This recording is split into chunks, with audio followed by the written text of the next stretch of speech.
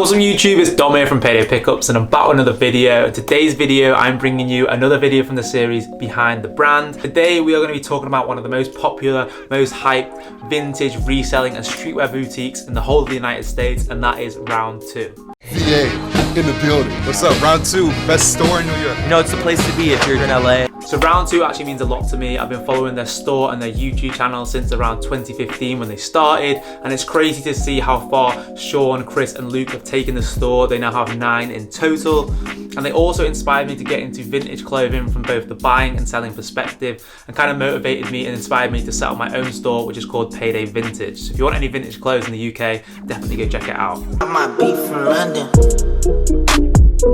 So back in 2013, two friends, Sean Wotherspoon and Chris Russow, were buying, selling and trading vintage clothing and sneakers that they'd found from thrift stores and flea markets. Initially started up just online with their website called round2vintage.com. The two soon realised they had too many pieces, so they bought a U-Haul storage unit and filled it with racks of clothing and offered appointment only for buyers to come in and purchase from their collections. As well as their storage unit, the two would be vendors at sneaker and clothing events regularly to sell their pieces. Although their humble beginnings were only a side hustle at first, the two soon realised the potential of the culture that was growing around them. Luke joined the picture and became friends with Sean due to shared interest in vintage and streetwear. He reached out to Sean to help him sell his old Polo and Air Jordans. I might be from London. So the opportunity to open a brick and mortar came when a spot a couple of blocks from the VCU campus opened up on Broad Street in Richmond. A 15-mile stretch that's home to a lot of the retail shops in the city. The rent was affordable, so they jumped at the chance. It turned out it was actually cheaper to run the store, so they thought they might as well try it out. The three lads agreed that if they wanted this shop to work, they would have to give up their whole personal collection to sell in store. Obviously they knew this was a huge risk, but they knew this was the best stuff possible. They knew that if they could get rid of everything now, they'd be able to replace it later in life. They literally started out with only sneakers that were in their sizes.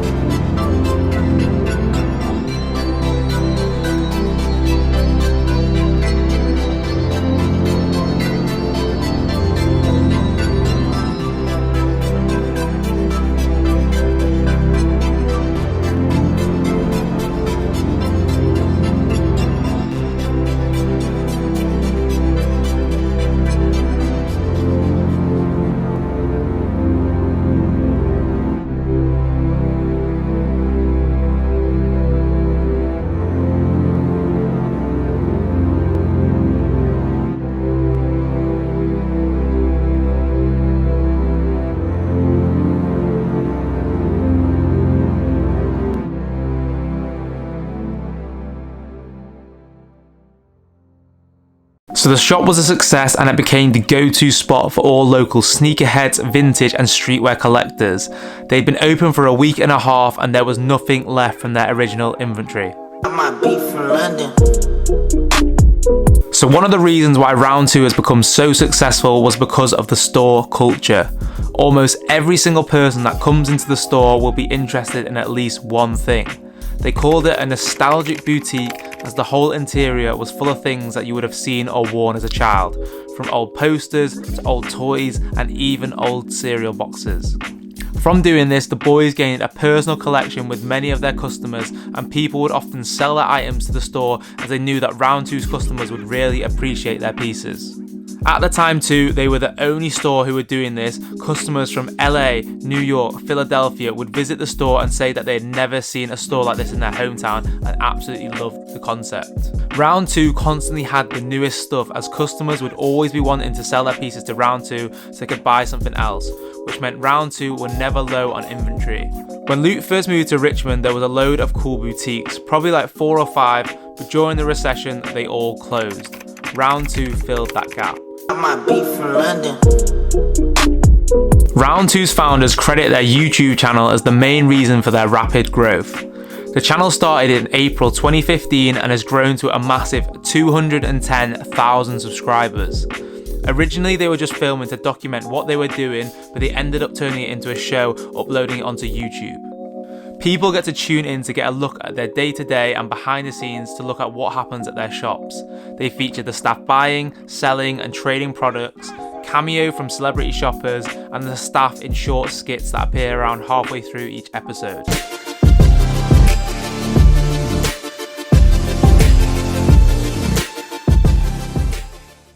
The video are around 50 minutes to an hour's long on average, but the lengthy presentation seems to have paid off for them. It allows the viewers to experience the whole community within the store and makes viewers who have never even stepped foot within the store want to come and visit and shop at Round Two. The videos are what gave the store the recognition outside of Virginia, and the popularity allowed Round Two to expand into its second store in LA.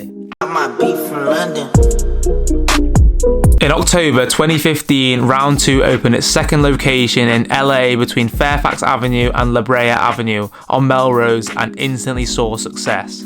There were roughly 100 people lined up outside of the shop during the grand opening. Round 2 found their niche in LA's market, selling a mix of vintage gear, streetwear and sneakers. They sold lots of rare pieces which built up hype towards their store, such as Supreme box logos, Palace Trifergs, Jordan 1s, 90s Tommy Hilfiger, Ralph Lauren, vintage band and rap tees and sports memorabilia and so much more.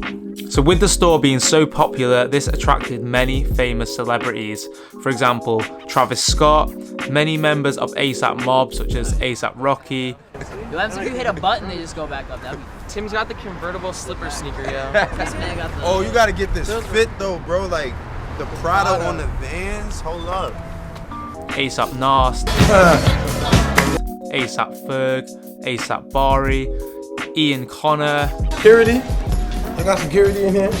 Little Yachty, Playboy Carti, Kendall Jenner, and even Tommy Hilfiger. Tommy Hilfiger was actually in Round 2 buying every single piece of Tommy Hilfiger because he wanted to build an archive for himself.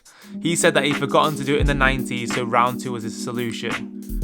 These huge celebrities had a massive influence and brought many more people to come and visit the store.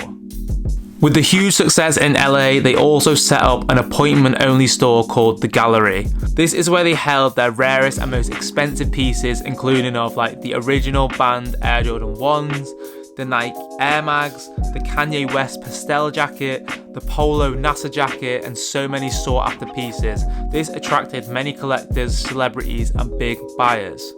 A few more celebrities such as Trippie Redd, Georgia Smith, and Fabulous.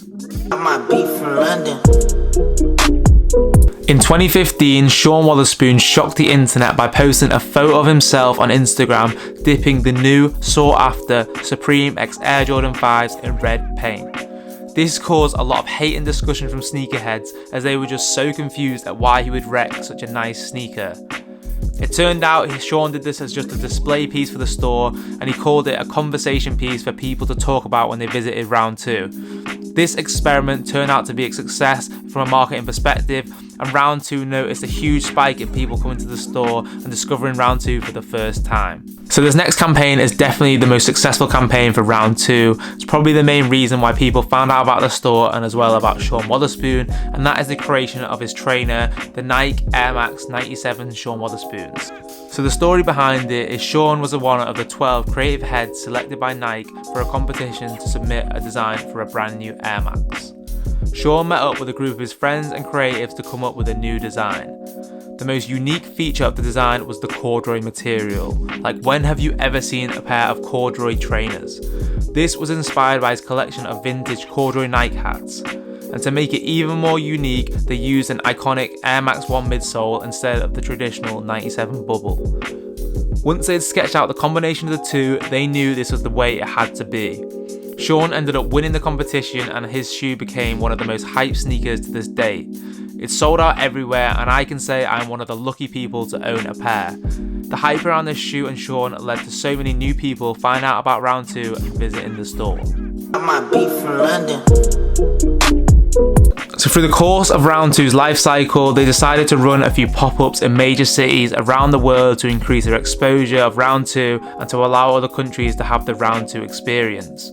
Round 2's had pop-ups in major cities such as London, Paris and Tokyo. They tried to aim to do it around Fashion Week so they'd have the most popular results, and each one of their pop-ups has become so successful. I might be from London.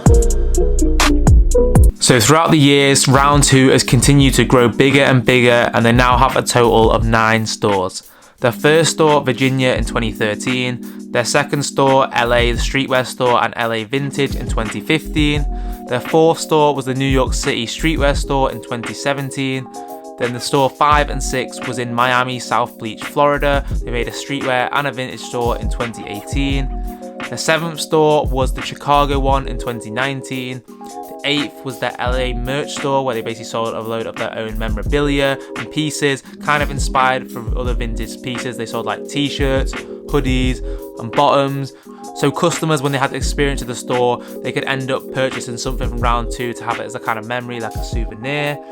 And finally, their newest store is the New York City Vintage store, which opened at the end of 2019. And the good thing about Round 2 stores as well is each store reflects regional taste. For example, vintage Disneyland shirts fly off the racks in the Miami location.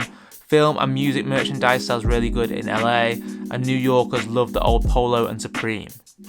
So overall, that was the story behind Round 2. Hopefully I didn't miss anything out, and I hope you lot learned something new. It's crazy to see how far they've gone, and I really hope they open a store in England one day. So Sean, Luke and Chris, if you ever watch this video, definitely bring a store to London.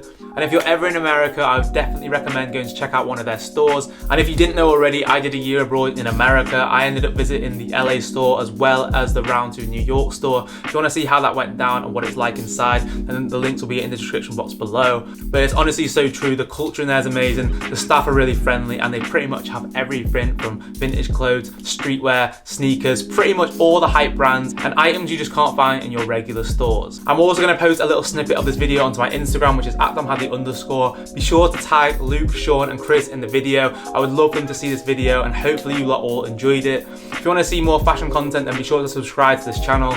Be sure to put on that notification bell so you'll be notified every single time I upload a video. Drop it a like, and I'll see you lot in the next one.